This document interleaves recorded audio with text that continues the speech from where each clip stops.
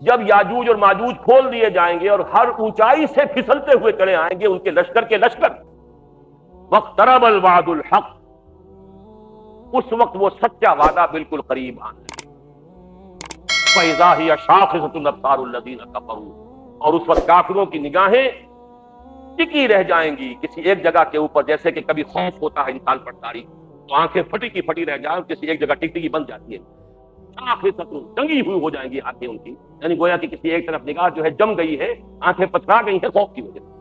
فَإِذَا هِيَ شَاخِصَةٌ أَبْصَارُ الَّذِينَ كَفَرُوا يَا وَيْلَنَا قَدْ كُنَّا فِي غَفْلَةٍ مِّنْ هَٰذَا بَلْ كُنَّا ظَالِمِينَ، آئے ہماری شامت وہ کہیں گے ہم تو ان چیزوں سے غافل ہی رہے، غفلت میں پڑے رہے، بلکہ ہم ظالم تھے، ہم نے اپنے اوپر ظلم کیا، ہمیں تو یہ چیزیں بتائی گئی تھی، ہم نے ان کی طرف توجہ نہیں کی، محمد رسول اللہ نے سارے حقائق کھول دیے تھے، ہم نے ادھر التفات ہی نہیں کیا۔ حدیثوں کی کتابوں میں کتاب الفتن، کتاب الملاحن، کتاب و اشراط الساعہ، یہ سارے کے سارے پورے ابواب موجود رہے اور ہم نے کبھی ان کو پڑھنے کی کوشش ہی نہیں کی، ہم نے اس کی طرف التفات ہی نہیں کیا۔ یا ویلنا قد کنا فی غفلۃ من ھذا بل کنا ظالمین، ہم نے اپنے اوپر خود ظلم اٹھایا ہے اور یہ آج ہماری شامت ہوئی ہے کہ وہ سارے کے سارے حالات بالکل ہماری نگاہوں کے سامنے آ گئے۔ اب آئیے، قرآن سب سے زیادہ جس چیز کی خبر دیتا ہے، اور کیجئے، سب سے زیادہ تکرار کے ساتھ آنے والا مضمون قرآن میں کون سا؟ قیامت۔ مکی صورتوں تو یوں سمجھیے کہ مکی صورتیں 2/3 قرآن بنتی ہیں، اور اس کا اگر آپ انالیسس کریں گے تو کم سے کم 2/3 کا 1/3 تو صرف قیامت کے حالات کے اوپر مشتمل ہے۔ قیامت ایک بہت بڑا واقعہ ہے، ایک بہت بڑا سانحہ ہے کہ جو اس کائنات کے اندر آنے والا ہے۔ اہم ترین خبر قرآن نے دی ہے قیامت۔ اور یہ بھی ذہن میں رکھیے کہ موجودہ جو ذہن سائنٹیفک بن گیا تھا کو ذرا یہاں پہ انڈر لائن کر لیجیے، اب نہیں ہے یہ، لیکن بدقسمتی سے عوام جو ہے ابھی تک اس تھا کے اندر پڑے ہوئے ہیں۔ اس تھا سے مراد یہ ہے کہ ایک دور وہ تھا جبکہ نیوٹونین ایرا جو کہلاتا ہے فزکس کا، سائنس قطعی ہے، اس کے قوانین قطعی ہیں، مادہ اور انرجی دو علیحدہ علیحدہ چیزیں ہیں، مادہ انڈسٹرکٹیبل ہے، اسے فنا نہیں کیا جا سکتا، یہ تمام چیزیں تھی نیوٹن کی فزکس جب شروع ہوئی ہے۔ یہ لاز آف موشن ہے، ان کے اندر کہیں کوئی فرق و تفاوت نہیں آ سکتا۔ یہ تمام جو قوانین طبیعیہ تھے جو ہم نے پڑھے ہیں FSC کے زمانے میں، ہم نے بھی پڑھے اور آپ سب نے بھی پڑھے ہوں گے، یہ نیوٹن کا دور ہے، اور وہ در حقیقت کہا جاتا ہے کہ جدید طبیعیات کا بابا آدم۔ جب تک اس کی طبیعیات کا دور رہا، کیسے مان لے کہ یہ دنیا ختم ہو جائے تو بڑا محکم نظام ہے، کیسے مان لے؟ میٹر انڈسٹرکٹیبل ہے، اور اتنا بڑا میٹر، یہ کائنات، یہ سارا کا سارا مادہ جیسے کفار کہا کرتے تھے، قریش کہتے تھے مکے کے، نہیں ہونے والی باتیں نہیں، انہونی بات ہے، انہونی بات ہے، انہونی بات ہے، نہیں ہوتی۔ یہ ساری باتیں جو ہے جدید ذہن کے اندر، سائنٹیفک ذہن میں الجھ گئی تھی، یہی ٹھوکر کھائی تھی سر سید احمد خان۔ بھائی جن ہمیں نظر نہیں آتے، کیسے مان لے کہ جنات کا بھی کوئی وجود ہے؟ نظر نہ آنے والی تو ایک شے تو ہم مان سکتے ہیں کہ اللہ ہے، کوئی ایک شے ہے جو نہیں ہمیں نظر آتی، اور کوئی شے ہم نہیں مان سکتے جو نظر نہ آتی۔ جن نظر نہیں آتا ہم نہیں مانتے، روح نظر نہیں آتی ہم نہیں مانتے، فرشتہ نظر نہیں آتا ہم نہیں مانتے۔ یہ سارا اس نیوٹونین دور کی فزکس کا فساد ہے، اور عوام الناس آج بھی اسی ذہن کے، وہ تو جو اصل میں فزکس کے جو اصل طالب علم ہیں، جن کا یہ شعبہ ہے، وہ جانتے ہیں کہ وہ زمانہ ختم ہوا، نیوٹونین فزکس جو ہے اس کا جنازہ نکل چکا، یہ آئنسٹائن کا ایرا ہے، اب کوئی شے قطعی رہی نہیں، ہر شے ریلیٹو ہے، ہر شے اضافی ہے، کسی شے کے اندر ایبسولوٹ ہونے کا کوئی تصور ہی نہیں۔ مادہ اور انرجی کی ڈوئلزم جو ہے، سنویت ختم ہو چکی، مادہ انرجی میں کنورٹ ہو جاتا ہے، انرجی مادے میں کنورٹ ہو جاتی ہے، اور مادہ جو ہے انڈسٹرکٹیبل نہیں رہا، زمانہ ختم ہوا، وہ سارا دور ختم ہو چکا۔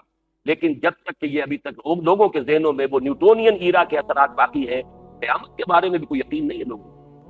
لیکن سب سے زیادہ زور اور شور کے ساتھ، شد و مد کے ساتھ جو بات قرآن میں بیان ہوتی ہے وہ قیامت اور بعد بعد الخوف۔ اس کے ضمن میں 3 مرتبہ سور کا پھونکا جانا۔ پہلا نفخہ نفخہ فزع کہلاتا ہے، جب پہلی مرتبہ سور میں پھونکا جائے گا تو کوئی کھلبلی مچ پائے گی، فساد دنیا کے اندر، ہنگامے ہوں گے، قرے ایک دوسرے سے ٹکرائیں گے، جمع الشمس والقمر، چاند جو ہے سورج میں دھس جائے گا، یہ سارے حادثے ہوں گے، پہاڑ روئی کے گالوں کی طرح چل رہے ہوں گے، ایک ہلچل جسے کہنا چاہیے، جس کو کہا گیا القارعہ مل قارعہ وما ادراک مل قارعہ یوم یکون الناس کالفراش المبثوث وتکون الجبال کالعہن المنفوش، یہ سارا نقشہ جو کھینچا گیا ہے یہ ہے پہلا نفخہ صور۔ دوسرا نفخہ ہوگا ونفخ فی الصور فصعق من فی السماوات ومن فی الارض الا من شاء اللہ، اس کو مفسرین نے کہا نفخہ صعق۔ سب بے ہوش ہو کر مردہ ہو کر گر جائیں گے، اور صرف اہل زمین نہیں، اہل سماوات بھی، فرشتے بھی، سوائے ان کے جن کو اللہ چاہے۔ کوئی خاص استثناء ہوگا، فرشتوں میں سے بھی کوئی خاص ہوں گے کہ جن کو اللہ تعالیٰ اس یہ جو نفخہ صعق ہونے والا ہے اس میں محفوظ ہے۔ ونفخ فی الصور فصعق من فی السماوات ومن فی الارض الا من شاء اللہ۔ تیسرا نفخہ ہے نفخہ ثالث، اس کو نفخہ بعث کہتے ہیں۔ ونفخ فیہ اخری فاذا هم قیام ینظرون، یہ نفخہ بعث ہوگا۔ پھر جب تیسری مرتبہ سور میں پھونکا جائے گا تو سب کھڑے ہوں گے دیکھتے ہوئے، یہ سب دوبارہ زندہ ہو جائیں گے، پوری نوع انسانی جو ہے وہ قبروں سے نکل آئے گی۔ یہ تین نفخوں کا ذکر قرآن مجید میں ہے، اور نبی اکرم صلی اللہ علیہ وسلم کی احادیث میں ان کی تفاصیل ہے۔ اب دیکھیے اس قیامت یا اس ساعہ، اس کو بھی ذرا نوٹ کر لیجئے، ہم ایک لفظ جو ہے غلط العام کے طور پر استعمال کرتے ہیں، قیامت۔ یہ بیان جو میں نے ابھی کیا ہے اس میں پہلے مرحلے کو قیامت نہیں کہتے، ہم اردو میں اسے قیامت کہتے ہیں، عربی میں اور قرآن میں اسے الساعہ قیامت کہتے ہیں تیسرے مرحلے کو، جب لوگ کھڑے ہو جائیں گے۔ فَإِذَا هُمْ قِيَامٌ يَنظُرُونَ، یوم قیامت وہ ہے کہ جب بعث بعد الموت کے بعد پوری نوع انسانی کھڑی ہوگی اور وہ ایک میدان میں حشر کر کے جمع کر لیے جائیں گے پروردگار کے سامنے محاسبے کے لیے، وہ یوم القیامہ ہے۔ قیامہ اسے کہتے ہیں، قامہ یقوم، کھڑا۔ یوم القیامہ وہ ہے نفخہ ثالث کے بعد جب کہ بعث بعد الموت ہوگا اور تمام نوع انسانی زندہ ہو کر اپنے رب کے حضور میدان حشر کی طرف دوڑتے ہوئے جائیں گے اور اپنے رب کے سامنے کھڑے۔ پہلا نفخہ جو ہے وہ نفخۃ الصاعقہ کہلاتا ہے۔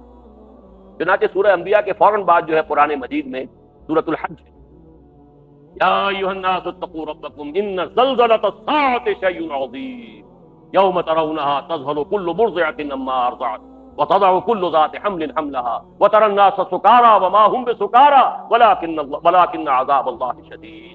اب یہ نقشہ جو کھینچا گیا ہے، میں ان تمام آیات کا صرف حوالہ دے رہا ہوں، ترجمہ نہیں کروں گا۔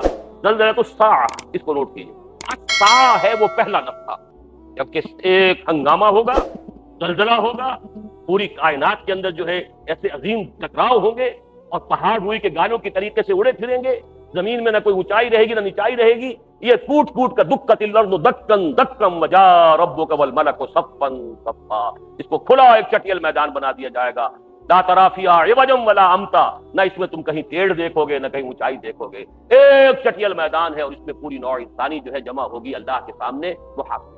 اقترب للناس حسابهم وهم فی غفلۃ معرضون۔ اب اس کی جو علامات بیان ہوئی ہے احادیث، یہ قیامت کب آئے گی؟ پہلی بات تو نوٹ کر لیجئے کہ جہاں تک اس کے ایگزیکٹ ٹائم کا تعلق ہے، صراحت کے ساتھ صحیح احادیث میں، متفق علیہ احادیث میں حضور صلی اللہ علیہ وسلم نے واضح طور پر بتایا ہے قیامت کب آئے گی، اس کا ایگزیکٹ نالج، اس کا صحیح معین علم سوائے اللہ کے کسی کو نہیں، نہ جبرائیل کو ہے نہ محمد الرسول اللہ کو صلی اللہ علیہ وسلم۔ حدیث جبرائیل، اب دیکھیے میں نے فرشتوں میں سے بھی سب سے اونچا فرشتہ جبرائیل کا نام لے دیا ہے، اور انسانوں میں سید البشر محمد الرسول اللہ کا نام لے دیا، جب ان دونوں کے علم میں نہیں تو اور طاقت اب دیگرہ کے رسد کسی اور کو کیسے اس کا امکان ہے؟ ایگزیکٹ ٹائم کا کوئی علم۔ ان اللہ عنده علم الساعہ، قیامت کا وقت جو ہے قیامت کا وہ تو اللہ ہی کے پاس ہے اور کسی کے پاس نہیں۔ وتبارک الذی لہ ملک السماوات والارض وما بینہما وعنده علم الساعہ، قیامت کا دن، قیامت کا ساعہ کا وقت جو ہے وہ صرف اسی کے لیے۔ پہلی بات تو یہ نوٹ کر لیجئے کہ احادیث کے ذخیرے میں حدیث جبرائیل کو وہی مقام حاصل ہے کہ جو قرآن مجید میں سورہ فاتحہ ام السنہ کہا گیا اسے، اور وہ حدیث بخاری میں بھی ہے، مسلم میں بھی ہے، تمام احادیث کے مجموعوں میں ہے، پھر متعدد صحابہ سے مروی ہے، حضرت عمر سے مروی ہے، حضرت عبداللہ ابن عمر سے مروی ہے، حضرت عبداللہ ابن عباس سے مروی ہے، حضرت ابو ہریرہ سے مروی ہے، حضرت عبداللہ ابن عباس سے مروی ہے رضی اللہ تعالی عنہم اجمعین۔ تو وہ حدیث جو سمجھیے کہ واقعتاً سند کے اعتبار سے قرآن کے بالکل قریب ام السنہ، اور اسی میں یہ ہے کہ جو سوالات حضرت جبرائیل نے حضور سے کیے تھے، 3 سوالوں کا آپ نے جواب دیا، اخبرنی عن الاسلام، آپ نے جواب دیا اخبرنی عن الاحسان، ایمان، آپ نے جواب دیا اخبرنی عن الاحسان، آپ نے جواب دیا۔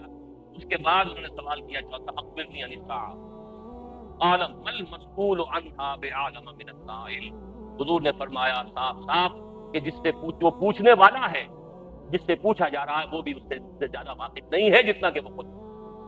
آپ نے اس کا جواب دیا ہے، اور پھر آیت بھی پڑھی ایک روایت کے سے، وہی جو میں آپ کو سنا رہا تھا، ان اللہ عنده علم الساعة وينزل الغيث ويعلم ما في الارحام وما تدری نفس ماذا تکسب غدا وما تدری نفس بأي ارض تموت۔ یہ حدیث جو ہے، یہ جو آیت قرآنی ہے، یہ بھی آپ نے اس حدیث کے اندر پڑھی ہے کہ ان 5 چیزوں کا علم جو ہے اللہ کے سوا کسی کو۔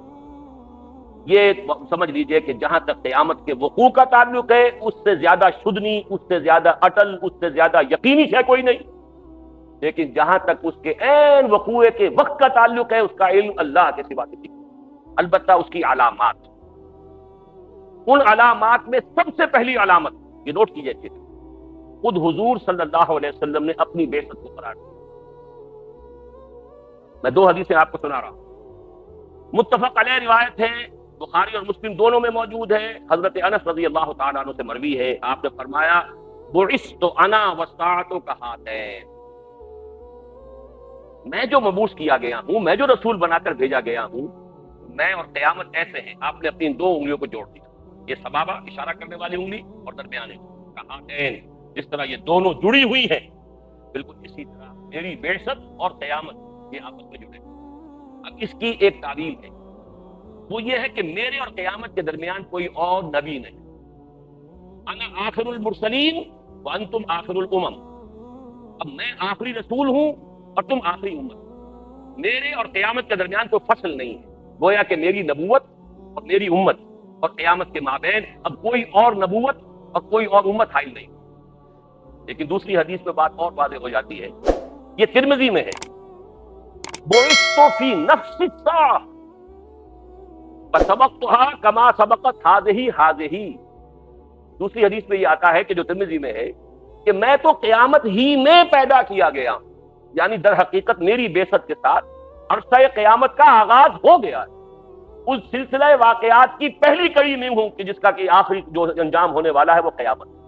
بعثت انا فی نفس الساعہ سبقتها کما سبقت هذه، بس میں اس سے پہلے اتنا ہی آ گیا ہوں جیسے یہ انگلی اس سے آگے بڑھی ہوئی ہے، بس۔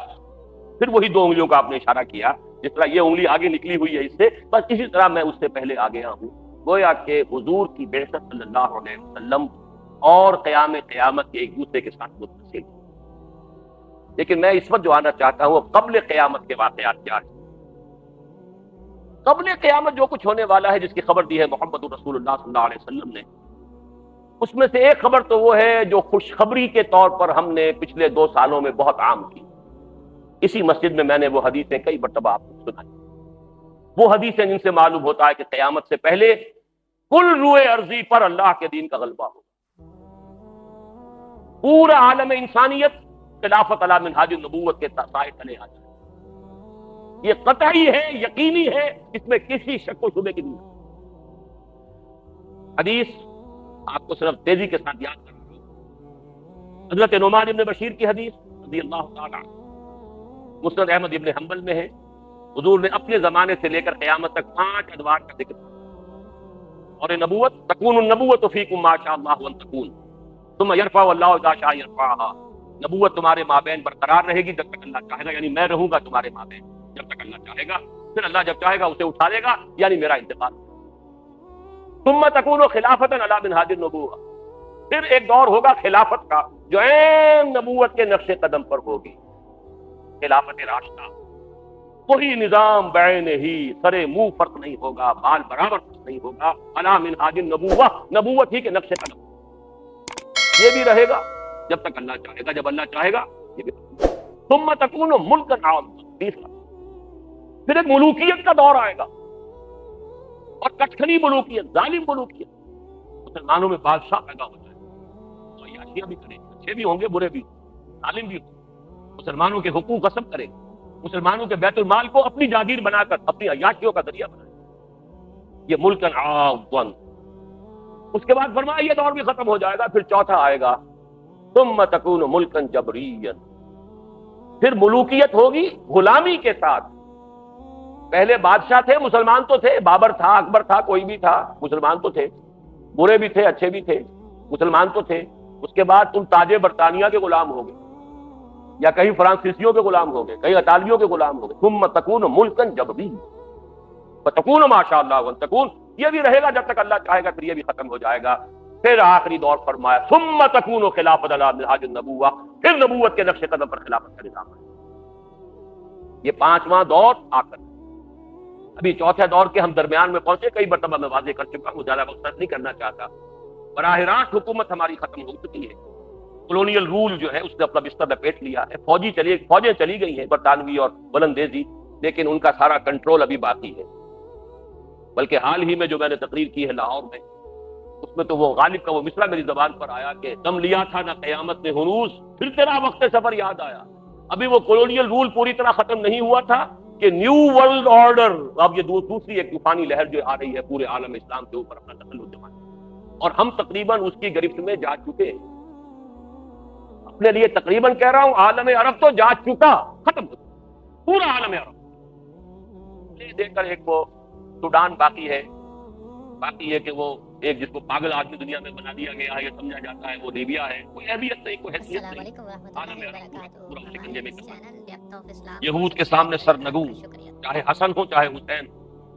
اتنی بڑی بدقسمتی ہماری، یہ دو نام حسنین رضی اللہ تعالی عنہما، چاہے حسن چاہے حسین، اور دونوں کو دونوں اسرائیلیوں کے سامنے سر نگو۔ بہرحال عالم عرب گیا، یہ دوسرا جو پندہ آ رہا ہے، لیکن جو خبر ہے اچھی وہ یہ ہے، خوشخبری یہ ہے کہ بہرحال یہ دور ختم رہے گا، ثم تکون خلافت الراشدہ، پھر نبوت کے نقش قدم پر خلافت آئے۔ دو حدیثیں ہم نے عام کی ہیں، ایک مسلم شریف کی روایت ہے حضرت ثوبان سے رضی اللہ تعالی عنہ کہ اب جب یہ خلافت آئے گی پورے کرۂ ارضی پر آئے گی۔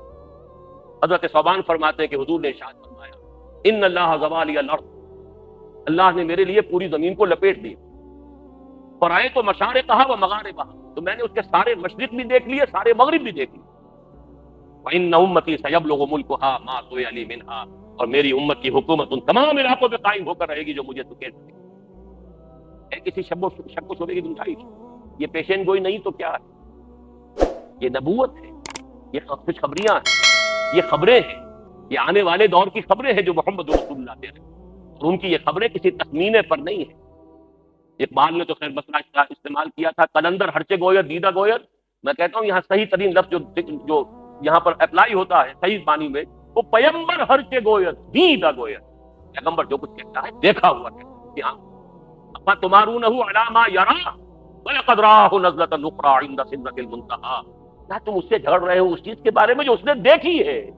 وہ جو کچھ تمہیں بتا رہا ہے اپنی آنکھوں کی دیکھی ہوئی حقیقت بتا رہا ہے، تم جھگڑ رہے ہو۔ تمہارے سامنے تو غیب کا پردہ آئی ہے، کے سامنے تو وہ پردہ نہیں، اللہ نے وہ حقائق سے دکھائے۔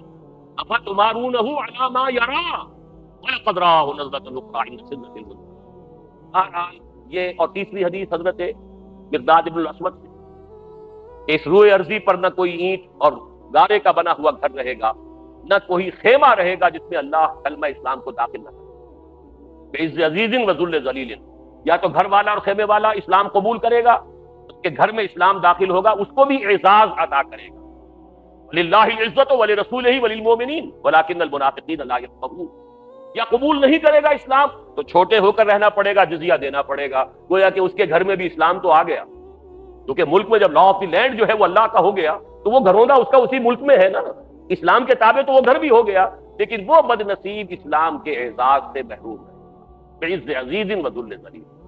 یہ تو یوں سمجھیے کہ خبریں ہیں کہ جو ہو کر رہنی ہے قیامت سے پہلے، لیکن اس کے اور قیامت کے درمیان ایک اور دور ہے، اور وہ عام طور پر بیان میں نہیں آتا۔ میری اس کتاب میں بھی اس کا میں نے بڑا اجمالی سا تذکرہ کیا ہے، اور بہت سے لوگوں کو اس بڑا تعجب ہوا۔ یہ جو دور ہوگا پوری دنیا پر اسلام کے غلبے کا، یہ قیامت تک نہیں رہے گا۔ ہر کمالے را زوالے، جیسے خلافت راشدہ ختم ہوئی تھی، اس کا بھی خاتمہ، اس میں بھی زوال، اور اس زوال کے بعد پھر دنیا ایک مرتبہ صرف کفر اور شرک سے بھر جائے، اور قیامت نہیں قائم ہوگی جب تک کہ پوری دنیا کفر اور شرک سے نہ بھر جائے۔ اور اہل ایمان سے دنیا خالی نہ ہو جائے. یہ پہلو بہت کم بیان میں آتا ہے. میں آپ کو صحیح احادیث کے حوالے سے آج وہ پہلو بھی بیان کر رہا ہوں. مسلم شریف کی روایت ہے حضرت انس بن مالک سے رضی اللہ تعالیٰ عنہ, اور یہ ساری روایات مشکات شریف میں موجود ہیں. بڑی آسانی سے آپ مشکات شریف کا جو آخری حصہ ہے, کتاب الفتن, کتاب الملاحم, کتاب علامات القیامہ, کتاب علامات الدجال, یہ 3-4 وہاں پڑھیے گا. تو میں نے تو اس میں سے جو چند چیزیں چنی ہیں جو ایک ہی تقریر میں بیان کی جا سکتی ہیں وہ آپ کے سامنے رکھ رہا ہوں. حضرت انس سے مروی ہے رضی اللہ تعالیٰ عنہ, لا تقوم الساعة حتى لا يقال في الارض اللہ اللہ. اور ایک دوسری روایت میں الفاظ ہے, لا تقوم الساعة على احد يقول اللہ اللہ. قیامت اس دنیا میں قائم نہیں ہوگی جب تک کوئی ایک بھی اللہ اللہ کہنے والا باقی ہو. اللہ پر ایمان اور اللہ کا ذکر کرنے والوں سے دنیا جب خالی ہو جائے گی تب قیامت. یہ حدیث مسلم شریف کی. دوسری حدیث مسلم ہی میں ہے, عبداللہ ابن مسعود سے رضی اللہ تعالیٰ عنہ, لا تقوم الساعة الا على شرائع الخلق. یہ قیامت کھڑی نہیں ہوگی, قیامت کی یہ سختیاں, زلزلۃ الساعۃ شیء عظیم, یہ کیفیات جو ہیں یہ نہیں آئیں گی مگر صرف شریر لوگوں کے اوپر. اللہ تعالیٰ اپنے اہل ایمان کو ان سختیوں سے بچا دے. یہ جو قیامت کا زلزلہ ہے, یا ایھا الناس اتقوا ربکم ان زلزلۃ الساعۃ شیء عظیم یوم ترونها تذهل كل مرضعة عما ارضعت وتضع كل ذات حمل حملها وترى الناس سكارى وما هم بسكارى ولكن عذاب الله شديد. یہ جو زلزلۃ الساعہ ہے اس کی سختیوں سے اللہ تعالیٰ اہل ایمان کو بچا لے گا. کوئی صاحب ایمان دنیا میں اس وقت موجود نہیں ہوگا جبکہ قیامت آئے. اب سنیے تیسری حدیث جو ان دونوں کا رشتہ جوڑنے والی ہے. غلبہ دین, خلافت علی منہاج النبوہ, گلروئے ارضی پر اللہ کا دین, اللہ کے نظام خلافت کا قیام, اور اس کے بعد پھر وہاں سے ایمان اور اسلام کا خاتمہ. یہ تیسری حدیث جو میں آپ کو سنا رہا ہوں یہ حضرت عائشہ ام المومنین عائشہ رضی اللہ تعالی عنہ سے مروی. حضور نے ایک روز فرمایا, لا يذهب الليل والنهار حتى يعبد اللات والعزى. رات اور دن ختم نہیں ہوں گے جب تک کہ دوبارہ لات اور عزا کی پرستش شروع نہ ہو. رات اور دن کا ختم نہ ہونا یعنی یہ سلسلہ کائنات جو بھی اس وقت کا دنیا کا نظام ہے وہ قیامت کی طرف آپ نے استعارہ کیا ہے. رات اور دن ختم نہیں ہوں گے یعنی یہ نظام جو ہے نظام شمسی اور اس کے ساتھ جو زندگی کا نظام وابستہ ہے یہ ختم نہیں ہوگا. قیامت نہیں آئے گی جب تک کہ دوبارہ لات اور عزا کو نہ پوجا جائے. قل تو حضرت عائشہ فرماتی میں نے عرض کیا یا رسول اللہ کے رسول صلی اللہ علیہ وسلم كنت لأظن حين انزل الله, اب وہ آیت آ رہی ہے, هو الذي ارسل رسوله بالهدى ودين الحق ليظهره على الدين كله ان ذلك تاما. حضرت عائشہ عرض کرتی ہے کہ حضور میں تو یہ سمجھی تھی کہ جب یہ آیت نازل ہوئی کہ وہی ہے اللہ جس نے بھیجا اپنے رسول کو صلی اللہ علیہ وسلم الہدیٰ اور دین حق دے کر تاکہ وہ غالب کر دے کل کے کل دین پر. میرا تو گمان یہ تھا کہ اس کے بعد یہ کیفیت رہے گی ہمیشہ ہمیشہ, یہ کیفیت کبھی ختم نہیں ہوگی. اللہ کا دین جو غالب ہوگا تو غالب رہے گا تا قیام قیامت. یہ گمان نہیں کر سکتی تھی کہ دوبارہ پھر لوگ کفر اور شرک کے اندر یہاں تک کہ لات اور عزا کی پرستش کی طرف مائل ہو جائیں گے.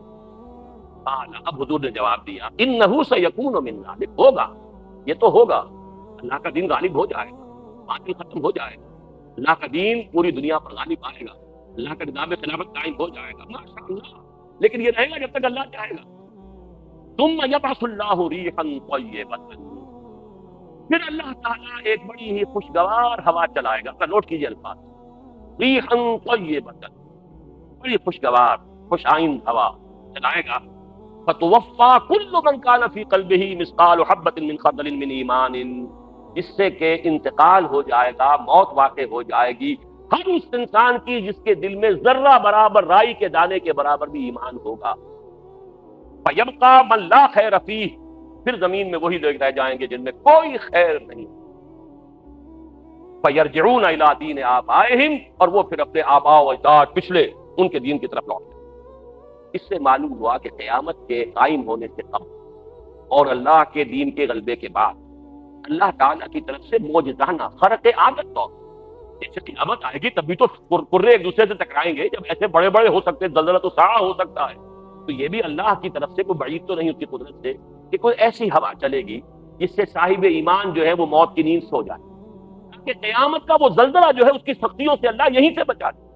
نہ صرف یہ کہ انہیں آخرت میں بچانا ہے آگ سے، اور نہ صرف یہ کہ آخرت میں بچانا ہے اسے حشر کی سختیوں سے، نہ صرف یہ کہ وہاں کی جو ہے آخرت کی تمام سختیوں سے اللہ اہل ایمان کو بچائے گا، اہل ایمان میں سے کسی کو اس قیامت زلزلۃ الساعہ کی جو سختیاں ہیں ان میں بھی مبتلا نہیں کرے گا.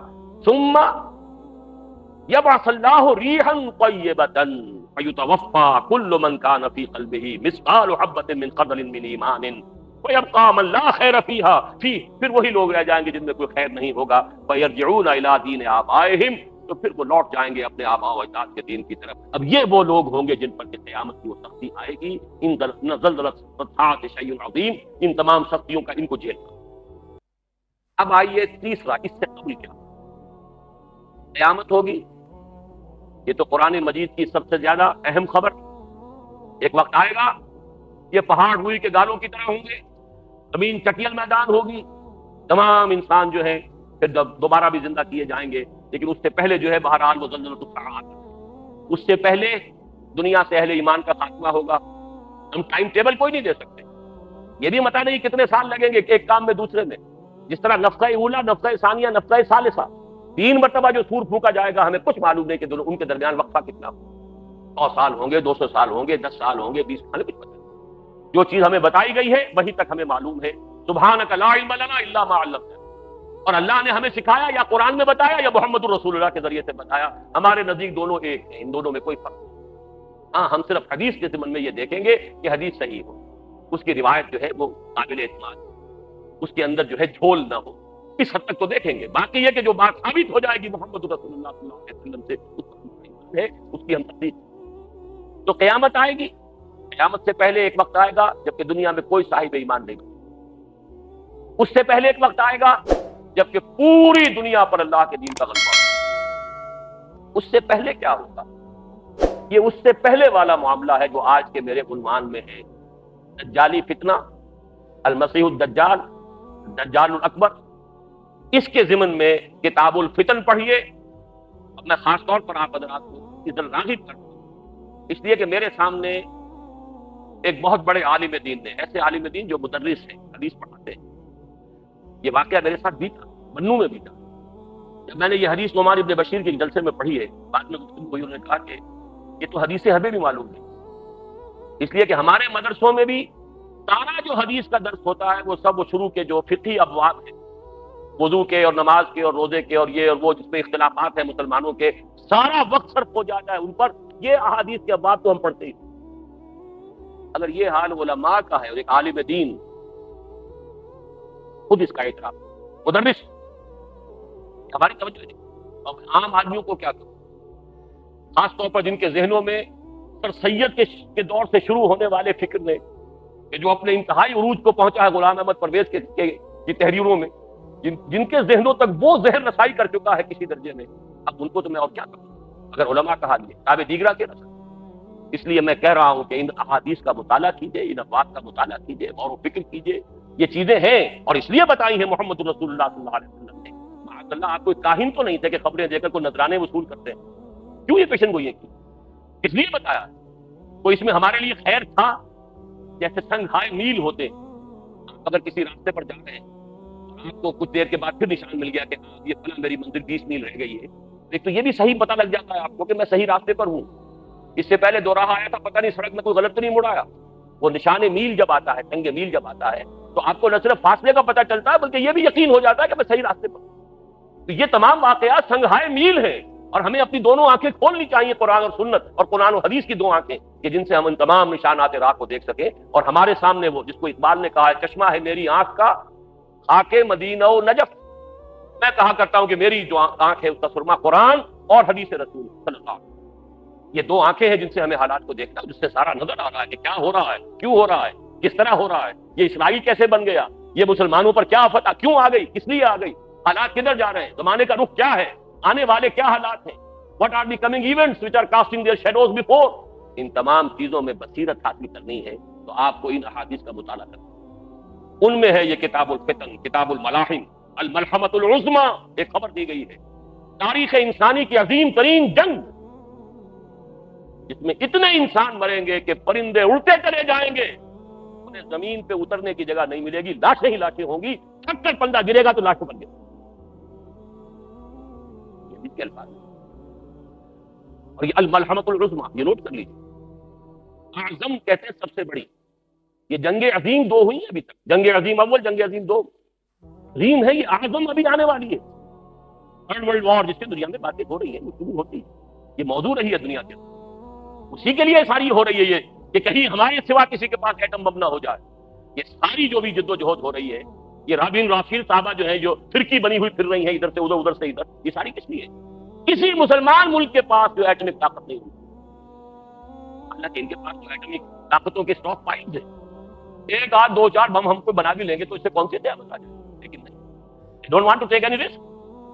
گلف کی وار میں آپ نے دیکھا ہوگا کسی ایک امریکی کو مرنے نہیں دینا انہوں نے. چند امریکی مر گئے تھے تو سپر پاور، دنیا کی سپریم پاور جو ہے، وہ اٹھا کر اپنا سارا بوریا بستر لپیٹ کر چلی گئی تھی صومالیہ سے، اس لیے کہ امریکی کی جان جو ہے بہت قیمتی. لہٰذا اگر کہیں ایٹم بم کسی مسلمان کے پاس ہوا، ہمارے پاس 1000 میں ایٹم بم ہو، ہم انہیں نسیہ منسیہ کر دیں، لیکن ان کا ایک ایٹم بم بھی ہوگا تو ہمارے بھی تو کوئی نقصان ہو جائے گا نا. وہ بھی نہیں ہم نے ہونے دیا.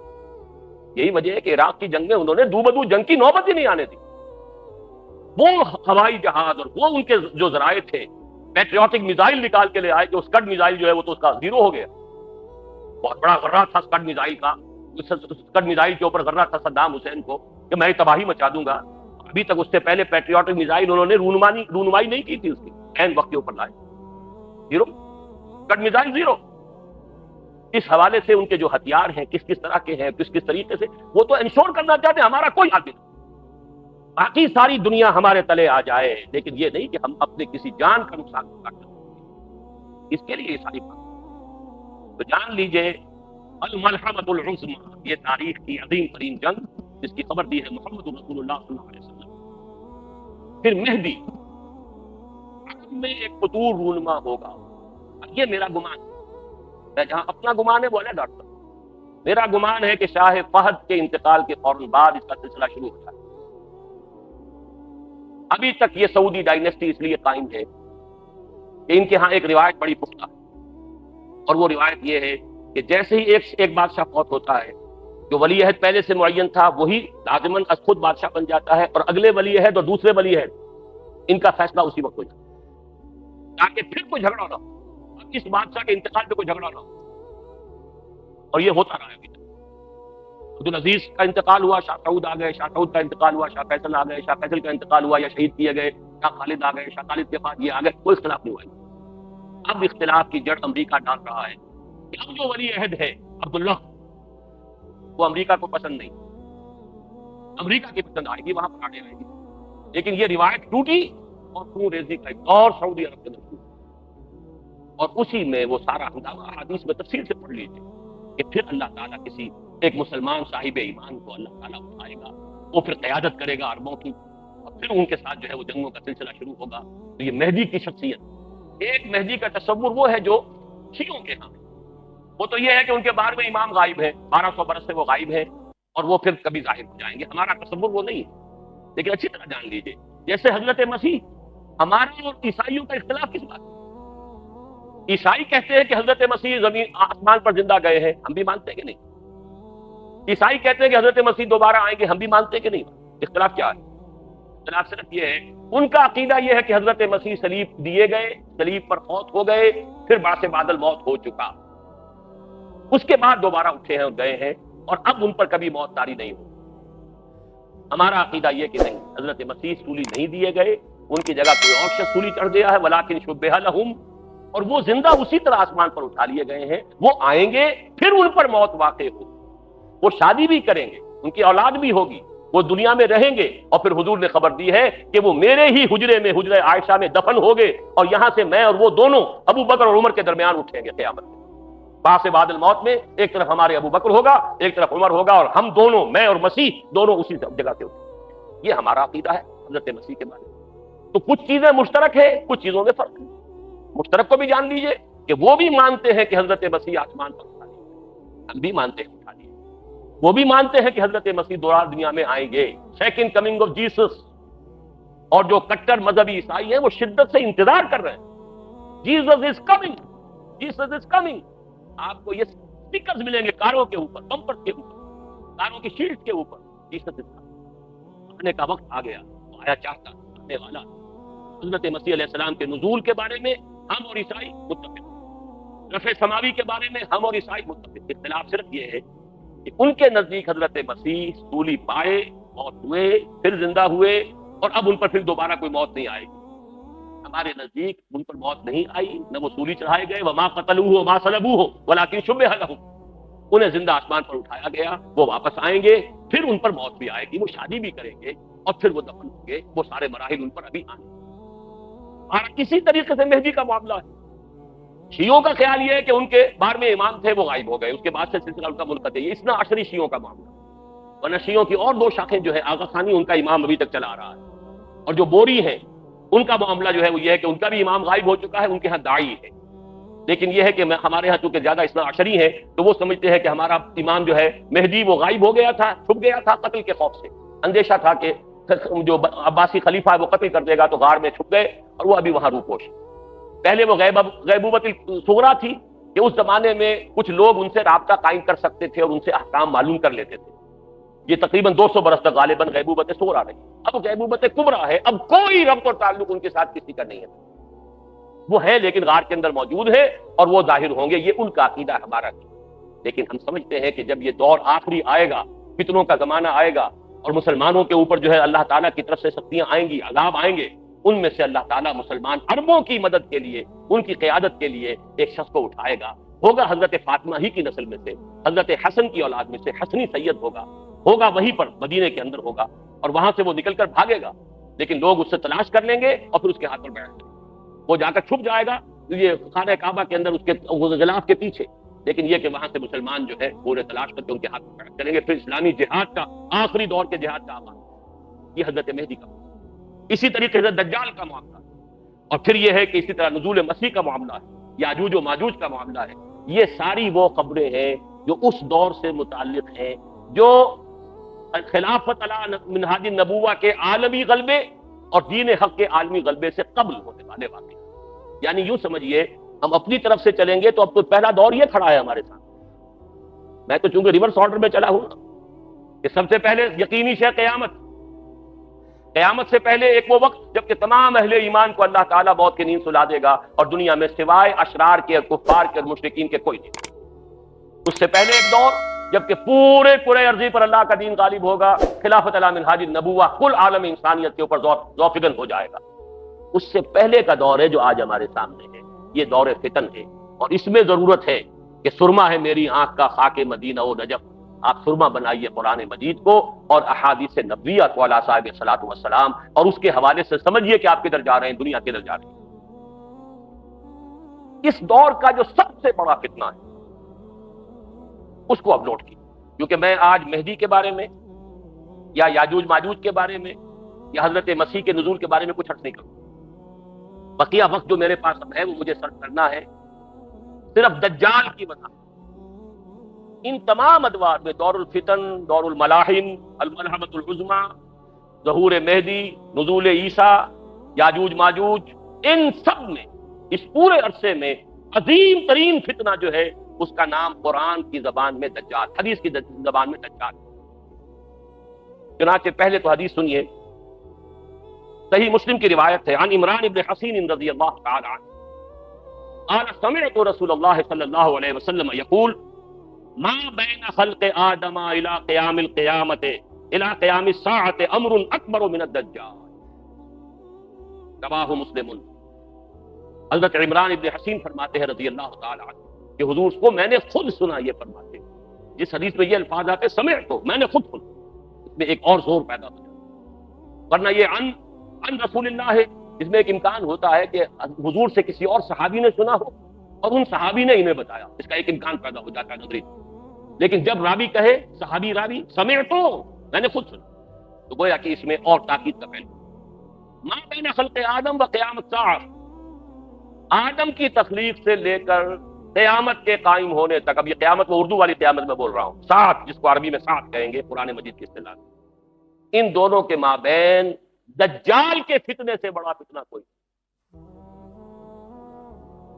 दूसरी हदीस सुनिए, یہ ترمذی اور ابو داؤد میں ہے، جامع ترمذی، سنن ابی داؤد، عن ابی عبیدہ بن الجراح رضی اللہ تعالی عنہ، کہ جن کو امین هذه الامہ قرار دیا حضور نے، امیر الامت ابو عبیدہ بن الجراح رضی اللہ تعالی عنہ، قال سمعت رسول اللہ صلی اللہ علیہ وسلم یقول، وہ بھی فرماتے کہ میں نے سنا رسول اللہ صلی اللہ علیہ وسلم کو فرماتے ہوئے، انہ لم یکن نبی بعد نوح الا قد انذر الدجال قومه وانی انذرکموہ، حضور نے فرمایا کہ نوح کے بعد کوئی نبی اللہ کا ایسا نہیں گزرا جس نے اپنی قوم کو، اپنی امت کو دجال کے فتنے سے خبردار نہ کیا ہو، تو اے مسلمانوں میں بھی تمہیں خبردار کرتا ہوں۔ صرف ان دو حدیثوں پر اکتفا کر رہا ہوں، ورنہ اس باب میں آپ کو حدیثیں بہت سی ملیں گی، لیکن بہرحال یہ سمجھ لیجئے کہ دجال کا فتنہ جو ہے وہ احادیث نبویہ کی روح سے تاریخ انسانی کا از آدم تا آخر دم عظیم ترین فتنہ۔ اب سب سے پہلے سمجھیے کہ دجل کہتے کس کو؟ لفظی معنی کیا ہے دجال؟ اردو میں بھی یہ لفظ مستعمل ہے، دجل و فریب۔ دجل کہتے ہیں ملمہ سازی، کسی حقیقت پر کسی اور شے کا پردہ ڈال دیں تاکہ انسان دھوکہ کھا جائے۔ تانبے کے اوپر سونے کا پانی چڑھا دیا تاکہ آپ دھوکہ کھا جائیں کہ یہ سونا، یہ دجل۔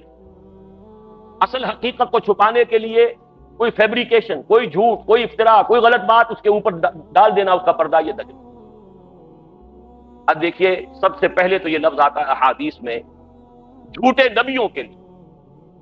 یہ حدیث سن لیجئے، یہ بھی جامع ترمذی اور سنن ابی داؤد کی روایت ہے، وَأَنَّهُ سَيَكُونُ مِنْ أُمَّتِي كَذَّابُونَ ثَلَاثُونَ كُلُّهُمْ يَزْعُمُ أَنَّهُ نَبِيُّ اللَّهِ وَأَنَا خَاتِمُ النَّبِيِّينَ لَا نَبِيَّ بَعْدِي وَلَا تَزَالُ طَائِفَةٌ مِّنْ أُمَّتِي عَلَى الْحَقِّ ظَاهِرِينَ لَا يَضُرُّهُم مَّنْ خَالَفَهُمْ حَتَّىٰ يَأْتِيَ أَمْرُ اللَّهِ۔ یہ حدیث طویل ہے، میں نے چھوٹا سا ٹکڑا اس میں سے لیا ہے، لیکن اس میں ایک طرف تو نوٹ کیجئے کہ خبر دی حضور نے کہ میری امت میں سے 30 کذاب دجال کھڑے ہوں گے جو نبوت کا دعویٰ، 5-6 تو حضور کے زمانے میں آ گئے متصلاً، وہ مسیلمہ اور نہ معلوم کون کون، ایک عورت بھی، وہ تو وہاں سے جو شروع ہوا سلسلہ، تو قریب ترین ہماری سرزمین کے اندر جہاں سے میں نے آج گفتگو شروع کی تھی، قادیانیت کا فتنہ، اس کی شدت کا اندازہ کیجئے کہ ابھی تک وہ پھیل رہا، اس کے کہیں سمٹنے کا امکان نہیں ہے۔ اس لیے کہ دیکھیے کوئی بات ہے جو کئی جگر نے کہی تھی کہ میں چوٹ بھی کھاتا جاتا ہوں اور قاتل سے بھی کہتا جاتا ہوں، توہین ہے دستوں بازو کی وہ وار کے جو بھرپور نہیں۔ یہ جو آپ نے ان کو غیر مسلم قرار دیا، یہ بھرپور وار نہیں کیا جب تک کہ اس کے ساتھ مرتد کی سزا قتل نافذ نہ کی۔ آدھی بات کافر تو قرار دیا، لیکن یہ کہ اگر مرتد کی سزا جو اسلامی ریاست میں ہے وہ آپ نافذ نہیں کرتے تو ان کا تبلیغ کا سلسلہ چل رہا ہے، لوگ اب بھی قادیانی ہو رہے ہیں، اس سے نوجوان ان کے زیر اثر آتے ہیں، ان کا بڑا لمبا چوڑا نظام ہے۔ آج ان کے خلیفہ کا، جھوٹے خلیفہ کا خطبہ CNN سے نشر ہو رہا ہے، پورے عالم اسلام میں مسلمان جو ہیں، حالانکہ دولت کے وہ انبار مسلمانوں کے پاس موجود ہیں جن کا کہ آپ حساب نہیں کر سکتے، لیکن یہ کہ کہیں مسلمانوں میں سے کسی کے لیے صحیح دین کی تعلیم کے لیے تو کوئی CNN کے اندر آپ وقت نہیں دے سکے۔ دنیا میں سنا جائے بڑے بڑے مراکز بنے، ٹورنٹو میں ان کا بہت بڑا مرکز ہے، تو وہ انگلینڈ سے اپنا پورا مرکز جو ہے وہ شفٹ کرنے کی فکر میں ہے، اب امریکہ کے اندر وہ بڑے زمانے کے بہت بڑا مرکز ہے۔ یہ سارا سلسلہ چل رہا ہے، یہ کذابون دجالون، یہ جھوٹے نبیوں کے لیے، نبوت کے جھوٹے دعووں کے لیے حدیث میں یہ لفظ آیا ہے، وَأَنَّهُ سَيَكُونُ مِنْ أُمَّتِي 30 كَذَّابُونَ كُلُّهُمْ يَزْعُمُ أَنَّهُ نَبِيُّ اللَّهِ، 30 ایسے پیدا ہوں گے شخص جھوٹے، کذاب، دجال، جن میں سے ہر شخص کا یہ گمان ہوگا کہ میں اللہ کا نبی ہوں، وَأَنَا خَاتِمُ النَّبِيِّينَ لَا نَبِيَّ بَعْدِي، جبکہ حقیقت یہ ہے کہ میں خاتم الانبیاء ہوں اور میرے بعد کوئی نبی۔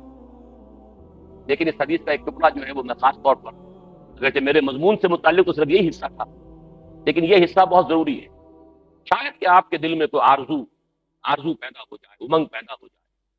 حضور نے جہاں یہ خبر دی ہے، ساتھ ہی یہ بھی خبر دی، وَلَا تَزَالُ طَائِفَةٌ مِّنْ أُمَّتِي عَلَى الْحَقِّ ظَاهِرِينَ، لیکن میری امت میں ایک گروہ ہمیشہ حق پر غالب رہے گا، حق پر قائم رہے گا، لَا يَضُرُّهُم مَّنْ خَالَفَهُم، انہیں کوئی نقصان نہیں پہنچا سکے گا جو شخص بھی چاہے ان کی مخالفت کرے، حتیٰ یاتی امر اللہ، یہاں تک کہ اللہ کا امر، اللہ کا فیصلہ۔ یہ بہت بڑی خوشخبری ہے، یہ امت کبھی بھی گمراہی پر جمع نہیں ہوگی، ایسا کبھی نہیں ہوگا جیسے کہ عیسائیت جو ہے تثلیث پر جمع ہو گئی، حالانکہ بہت طویل عرصے تک ایسے بھی موجود رہے حضرت عیسیٰ علیہ السلام کے ماننے والے جو خالص موحد تھے، تثلیث کے قائل نہیں تھے، لیکن یہ کہ یہ امت جس طریقے سے اب وہ جمع ہو چکے، اب کوئی عیسائیت کی ڈینومینیشن ہو، کوئی چرچ ہو، وہ پروٹیسٹنٹس ہو، وہ کوئی گریک چرچ ہو، کوئی آرتھوڈاکس چرچ ہو، پروٹیسٹنٹس ہو، کیتھولکس ہو، کوئی ہو، سب کے سب تثلیث کے اوپر سب کے سب متفق، توحید ان کے ہاتھ سے جا چکی۔ حضور نے جو خبر دی ہے، خوشخبری، میری امت کا معاملہ یہ نہیں ہو سکتا۔ کیوں نہیں ہو سکتا؟ عقلاً آخری امت ہے، ظاہر بات ہے کہ حضرت مسیح کی امت بگڑ گئی تو حق کو بیان کرنے کے لیے محمد رسول اللہ آ گئے صلی اللہ علیہ وسلم۔ اب اگر یہاں یہ حق گم ہو جائے کلیتاً، کوئی اور نبی تو آنے والا تھی، لہٰذا حضور کو بھی پروٹیکشن دی گئی، حضور کے دین کو بھی پروٹیکشن دی گئی، اور اس پروٹیکشن ہی کا ایک پہلو یہ ہے کہ میری امت میں ایک گروہ ہمیشہ حق پر قائم ہے۔ اللہم ربنا اجعلنا منہم، اللہ تعالیٰ ہمیں توفیق دے کہ ہم ان میں سے ہوں۔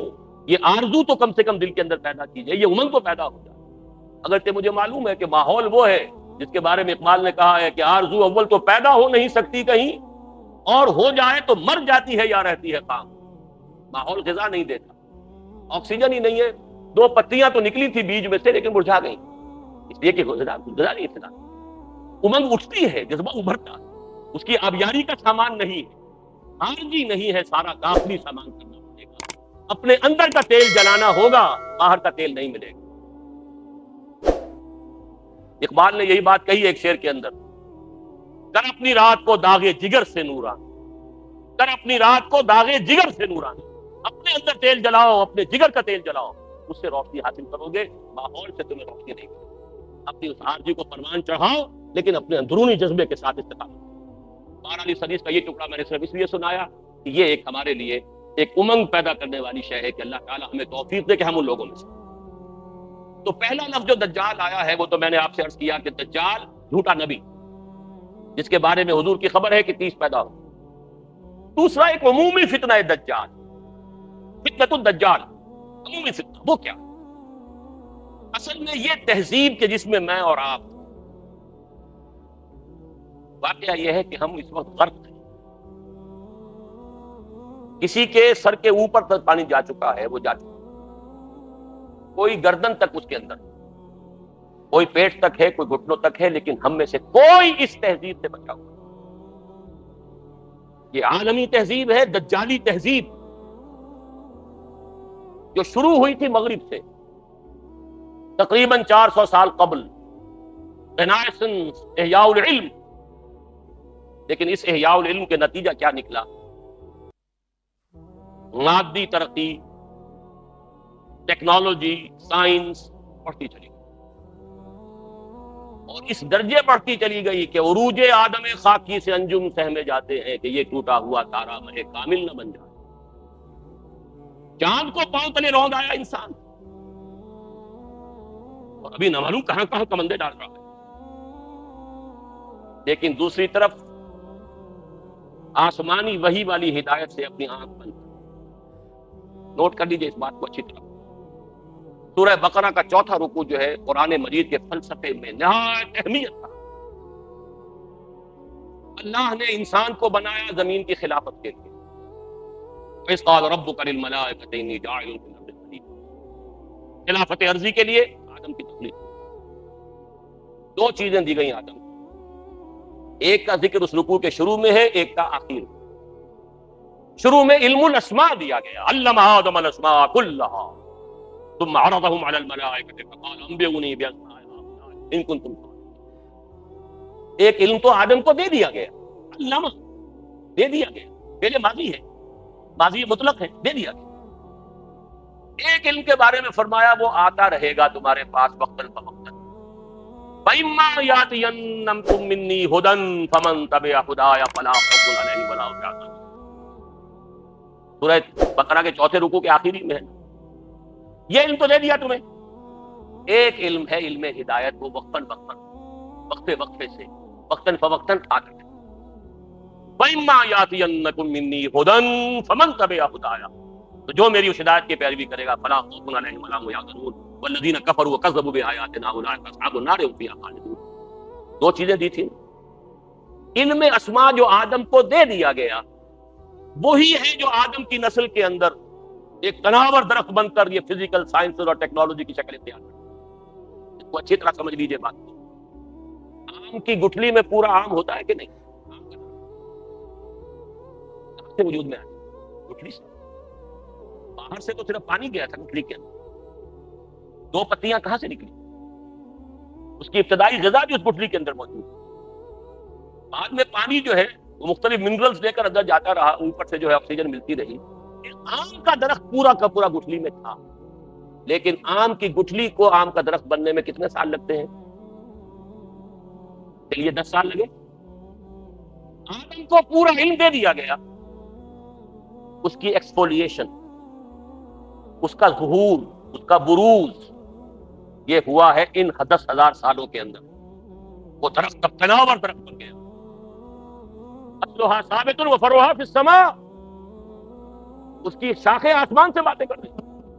عروج آدم خاکی سے انجم سہمے جاتے ہیں کہ یہ ٹوٹا ہوا تارا مہ کامل نہ بنے. تسخیر کائنات جو انسان کر رہا ہے یہ بات ایسے سے کر رہا ہے.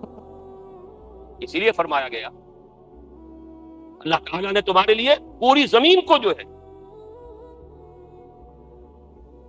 اور جو کچھ اس کے اندر ہے, نہ صرف زمین بلکہ آسمان, ان سب کو اللہ تعالیٰ نے مسخر کر دیا. قرآن مجید میں 2 جگہ یہ مضمون آیا ہے. بہرحال ایک طرف یہ علم جو پھیلتا چلا گیا اور ابھی اور آگے جا رہا ہے اور آگے جائے گا. ابھی جینیٹک انجینئرنگ کا فن جو ہے اس پر سب سے زیادہ یا تو کمپیوٹرز کے اوپر توجہ ہے اور یا جینیٹکس پر. اور جینیٹک انجینئرنگ کے طریقے سے ایسی جس قسم کے آپ چاہیں گے مخلوق پیدا کرنے کے قابل ہو جائیں, جو صفات آپ چاہتے ہیں پیدا کریں, ایسے انسان پیدا کیے جا سکیں گے جن میں سرے سے رحم اور سرے سے رقت کا مادہ ہی نہ ہو. ہیومن روبوٹس جن کو جہاں سے جو حکم ملے گا, جس کو کہا گیا قرآن مجید میں علیہا ملائکۃ غلاظ شداد لا یعصون اللہ ما امرهم ویفعلون ما یؤمرون. ایسے غلاظ اور شداد لوگ پیدا کر دیے جائیں گے کہ جن کے دلوں میں کوئی رحم نام کی کوئی کسی شے کا شائبہ نہیں. تو جین کے ساتھ کھیلنے کا دور آ گیا. دیکھیے اب نوٹ کیجئے, یہ علم اگر بڑھتا چلا جاتا جیسا کہ بڑھتا چلا گیا, لیکن ساتھ ہی یہ علم جو آتا رہا اس کی پیروی جاری رہتی تو کوئی خرابی نہیں. اللہ کا بندہ انسان رہتا, اللہ کے احکام پر کاربند رہتا, ان تمام علمی اکتشافات اور سائنسی ایجادات کو خیر کے لیے استعمال کرتا, بھلائی کے لیے استعمال کرتا. اگر تو یہ دونوں آنکھیں کھلی رہتی کوئی خرابی نہیں. آج سے 400 سال پہلے انسان نے ایک مذہب سے کوئی تعلق نہیں, کوئی تعلق. ایک آنکھ بند, دوسری آنکھ چوپٹ. یہی یک چشمی تہذیب ہے, یہی دجالی تہذیب ہے جو کانی تہذیب ہے, جس کی ایک آنکھ ہے 2 نہیں. یہ دجالی تہذیب جس نے کائنات ہی کو اصل شے قرار دیا ہے. خالق کچھ ہوگا, کوئی پیدا کرنے والا ہے یا نہیں ہے, چھوڑو دفع کرو. یہ دنیا تو ہے نا, اسے مسخر. Concentrate your attention, focus your attention on this world. بھول جاؤ کوئی ہے یا نہیں ہے, کیا ہوگا کسی نے پیدا, ہو جانے ہے یا نہیں ہے, کوئی روح کوئی ہے یا نہیں ہے, کوئی حقیقت ہے یا نہیں ہے, ہے کہ نہیں ہے, کس نے دیکھی.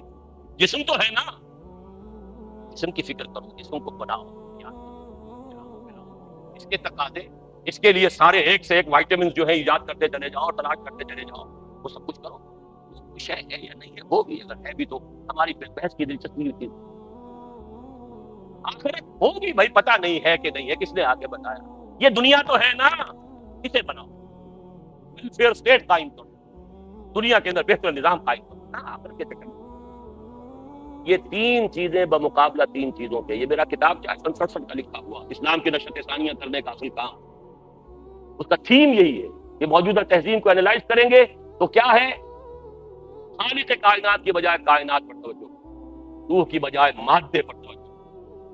حیات اخروی سے چھوڑو, ہوگی نہیں ہے, کیا ہے دنیا کی. یہ جو شفٹ آف ایمفیسس ہوا, ہماری توجہ ادھر سے ہٹ کر ادھر, اب دنیا ہی مطلوب و مقصود, اسی کی رہنائیاں, اسی کی زیبائش, اسی کی سہولتیں, اسی کی بہبود, یہ ہے کہ جو ہمارا مطمع نظر ہے. اس کا نام ہے دجالی تہذیب, اور اسی لیے آتا ہے حدیث میں لیے تمہیں اللہ نے سورہ کہف پڑھا، خاص طور پر اس کی ابتدائی اور آخری آیات. جو شخص خاص طور پہ جمعے کا ذکر بھی آتا ہے، جو ہر جمعے کو سورہ کہف کی تلاوت کرے، ابتدائی آخری آیات کی تلاوت بناؤ اسے، اپنے ذہن اور فکر کا حصہ بناؤ اسے، تو پھر اس دجالی فتنے کے اثرات سے محفوظ ہے. وہ دجالی فتنہ کیا ہے؟ سورہ کہف کی 4 آیات کا حوالہ دے رہا ہوں. اِنَّا جَعَلْنَا مَا عَلَى الْأَرْضِ زِینَةً لَهَا لِنَبْلُوَهُمْ أَيُّهُمْ أَحْسَنُ عَمَلًا. ہم نے زمین پر جو کچھ ہے اسے اس کا سنگھار بنا دیا ہے، زیبائش آرائش، آنکھیں چکا چوند ہو جاتی ہیں، نظر کو خیرہ کرتی ہے چمک تہذیب حاضر کی. یہ صناعی مگر جھوٹے رنگوں کی ریزہ کاری ہے، لیکن آدمی جو ہے اسی کا دل دادا. لِنَبْلُوَهُمْ أَيُّهُمْ أَحْسَنُ عَمَلًا، دیکھنا چاہتے ہیں اسی عروس ہزار داماد کے زلف کے گراگیر بن کر رہ جاتے ہو یا ہم سے محبت. رخ روشن کے آگے شمع رکھ کر وہ یہ کہتے ہیں ادھر جاتا ہے دیکھیں یا ادھر پروانہ آتا ہے. یہی امتحان ہے، ہمیں چاہتے ہو یا دنیا کو چاہتے ہو. اِنَّا جَعَلْنَا مَا عَلَى الْأَرْضِ زِینَةً لَهَا لِنَبْلُوَهُمْ أَيُّهُمْ أَحْسَنُ عَمَلًا.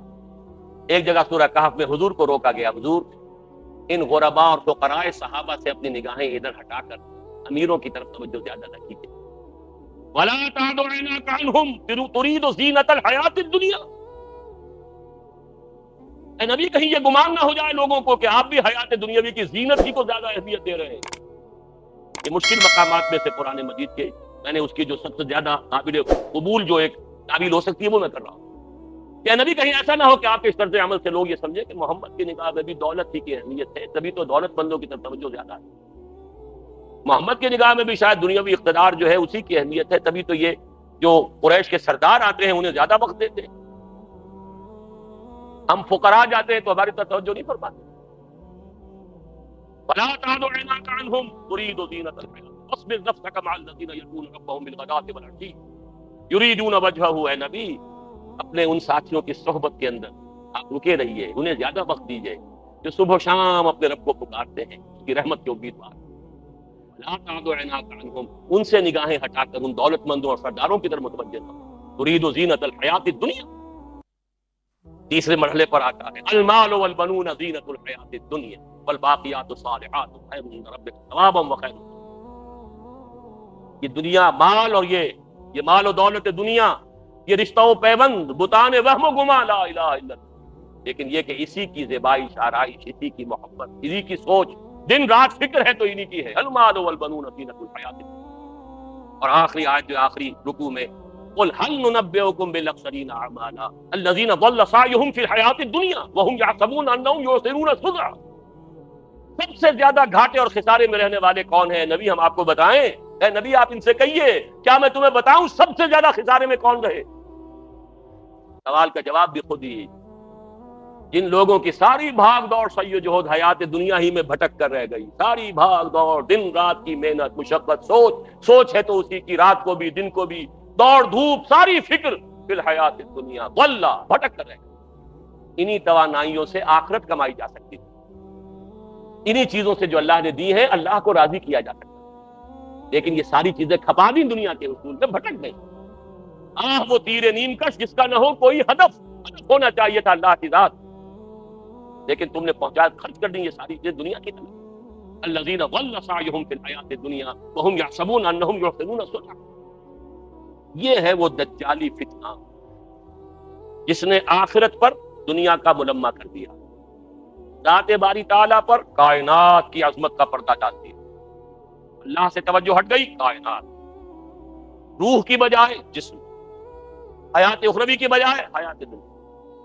یہ جو چار ہماری چیزوں کے اندر یہ جو پریفرنسز، جو ہمارا ایمفیسس ہے، زبان سے مانتے ہیں اللہ کو بھی آخرت کو بھی، لیکن آپ اپنے 24 گھنٹے کے تمام اوقات کا تجزیہ کیجئے، کتنی آپ کی توانائی اور قوتیں اللہ اور آخرت کے لیے صرف ہو رہی ہیں اور کتنی دنیا کی. اقرا کتابک، ہر شخص اپنی کتاب خود پڑھے، اپنا حساب خود لے. اقرا کتابک کفا بنفسک اليوم علیک حسیبا. ہر شخص اپنا حساب خود کر سکتا ہے. 24 گھنٹے شمار کیجئے اس کا کتنا وقت. ٹھیک ہے، بھلے نفس کا علیہ کا حق، نفس کا بھی حق ہے، سونے کے لیے بھی وقت ہونا چاہیے، یہ حق ہے. لیکن پھر دیکھیے باقی جو کچھ آپ کے پاس ہے توانائی جو آپ نے لگائی ہے کچھ چیز حاصل کرنے، اس کا کتنا حصہ ہے جو اللہ اور آخرت کے لیے صرف ہو رہا ہے، اور کتنا حصہ ہے جو صرف اس دنیا کی ایمینٹیز، فیسلٹیز، لگژریز،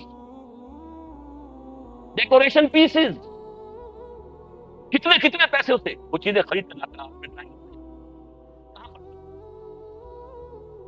بہرحال یہ تو ہے ایک عام دجالی فتنہ۔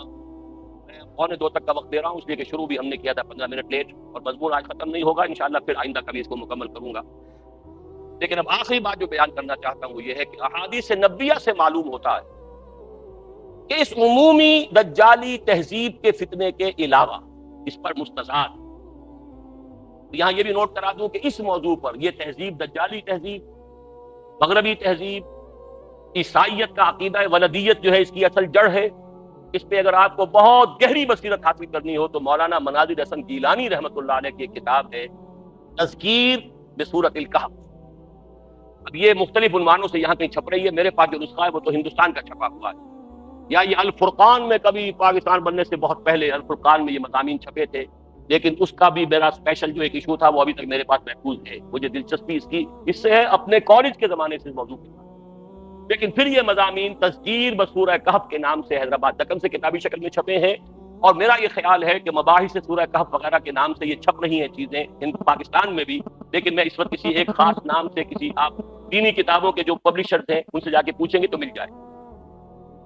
لیکن اس کے علاوہ معین شخص ہوگا دجال، یہ معین شخص جو دجال ہوگا اس کے بارے میں بھی ایک تو بالکل متفق علیہ چیزیں ہیں۔ نمبر 1 کہ وہ شخص ہے، قطعی ہے، یقینی ہے، اس کا حلیہ بھی حضور صلی اللہ علیہ وسلم نے احادیث کے اندر بیان کیا۔ دوسری بات یہ ہے کہ اس کے ہاتھ میں قوانین قدرت، گویا کہ تسخیر کائنات گویا کہ نقطہ عروج کو پہنچ چکی ہے، تمام اختیارات الہی تقریباً اس کے ہاتھ میں آ چکے ہیں۔ جو بڑے سے بڑے معجزے اللہ تعالیٰ نے نبیوں کو دیے ہیں وہ معجزے کر کے دکھائے، وہ مردہ کو زندہ کرے گا، مردہ لوگوں کی افواہوں کو لے کر آئے گا، ان کی روحوں کو، اگرچہ جھوٹی روحیں ہوں گی، وہ شیاطین جن ہوں گے جو ان کا بھیس بدل کر آئیں گے، لیکن یہ کہ وہ لوگوں سے کلام کریں گی۔ یہ اسپرچولیزم جو اپنی انتہا کو پہنچا ہوا ہے یورپ میں اور مغرب میں، یہ در حقیقت اسی کا ایک مظہر ہے۔ وہ کھلے بیابان کو کہے گا جہاں بالکل ٹکیل جو ہے وہ صحرا تھا، وہ لوگ گلزار کر دے گا جب چاہے گا، جہاں چاہے گا بات۔ فاصلہ اس کے لیے بے معنی ہوگا، اس کی سواری وہ ہوگی کہ جس کے دونوں کانوں کے درمیان فاصلہ 80 ہاتھ کا ہو۔ یہ سارے جو آج آپ کی اس ٹیکنالوجی کی جو انتہا جا رہی ہے اور جدھر جا رہی ہے، اس کو اچھی طرح سمجھیے۔ آج سے 100 سال پہلے شاید انسان ان چیزوں کا تصور نہ کر سکتا۔ تو کوئی سواری ایسی بھی ہو سکتی ہے جس کے دو کانوں کے درمیان کا فاصلہ جو ہے وہ 80 ہاتھ کا ہو۔ آپ کے یہ سارے جیٹس جو ہیں وہ کیا ہیں؟ ان کے رڈارز جو لگے ہوئے ہیں دونوں کان ہیں، اس کا ایک قدم اگر مدینے ہوگا تو دوسرا بیت المقدس میں ہوگا، اس کی آواز پوری دنیا میں سنی جائے گی۔ سنی جا رہی ہے کہ نہیں؟ یہ ساری قدرت، ساری قوتیں، تسخیر کائنات کلیتاً ایک آدمی کو چیر کر 2 ٹکڑے کرے گا، دونوں ٹکڑوں کو علیحدہ کرے گا، ان کے درمیان چلے گا اور پھر ان دونوں کو جوڑے گا اور کھڑا کرے گا۔ احادیث میں سرجری جدھر جا رہی ہے نہیں کہ وہاں تک فریز کر کے تو یہ معاملہ ہو ہی سکتا ہے، لیکن یہ کہ ابھی اگلا اور قدم کیا ہوگا؟ یہ چیزیں تو ہے متفق علیہ۔ البتہ کچھ معاملات کے اندر احادیث میں کچھ اختلاف پایا جاتا ہے، اور یہ مشکلات الحدیث میں تھے، اور میں بھی چونکہ اس مسئلے میں اب تک بھی کسی درجے میں ابھی قطعیت کے ساتھ میں کوئی بات نہیں کہہ پا رہا ہوں، لیکن اب چونکہ گمان غالب کے درجے میں ایک رائے تک پہنچ چکا ہوں، اس لیے میں نے آج اس بات کو آپ تک پہنچانے کے لیے یہ عنوان اختیار کیا۔ اس لیے کہ حدیث میں جو آتی ہے تفاصیل، اس سے معلوم ہوتا ہے کہ یہ دجال 2 دجل کرے گا، یا تو وہ 2 دجل کرنے والے 2 دجال علیحدہ ہیں، یا یہ دونوں دجل کرنے والا شخص ایک ہی ہے۔ بس یہ مسئلہ ہے کہ جو آج تک مجھ سے حل نہیں ہوا تھا، اب تک کہنا چاہیے آج تک نہیں، اور یہ اس میں علماء سے بھی گفتگو ہوئی ہے، اور جن لوگوں نے اس مخصوص موضوعات پر اپنا وقت لگایا ہے ان سے بھی گفتگویں ہوئی ہیں، تو وہ بھی اس مسئلے کو حل کرنے سے تاحال قاصر رہے۔ لیکن یہ کہ اب میری رائے یہ ہے کہ یہ 2 شخص علیحدہ علیحدہ، واللہ عالم، لیکن ایک رائے تک میں پہنچ چکا ہوں، اس لیے وہ رائے آپ کے ساتھ اور آپ کے ذریعے سے وہ آگے بھی پھیلے گی، تو اہل علم کے ساتھ جو ہے اس معاملے کے اندر تبادلہ خیالات کی بھی نوبت آئے گی انشاءاللہ. لیکن یہ کہ اس میں یہ بات قطعی اور یقینی ہے کہ اس طرح کا ایک شخص پیدا ہوگا. البتہ یہ کہ آیا وہ دو ہوں گے دو مختلف اوقات میں یا ایک ہی ہوگا ایک ہی وقت میں، صرف اس میں اختلاف. میرے نزدیک وہ دو ہوں گے. ایک وہ شخص جو جھوٹا مسیح ہونے کا دعویٰ کرے، المسیح الدجال. جیسے حضور نے فرمایا میری امت میں 30 دجال اٹھیں گے جو نبی کا دعویٰ کریں گے، جن میں سے 5-6 تو حضور کے اپنے زمانے میں اور آپ سے متصل اٹھ کھڑے ہوئے تھے. بعد میں محمد علی باب ہو، بہاء اللہ ہو، قادیانی ہو، نہ معلوم کہاں کون اٹھے ہوں گے، واللہ عالم. بہرحال ہماری قریب کی تاریخ میں یہ غلام احمد قادیانی اس کی نمایاں ترین مثال ہے.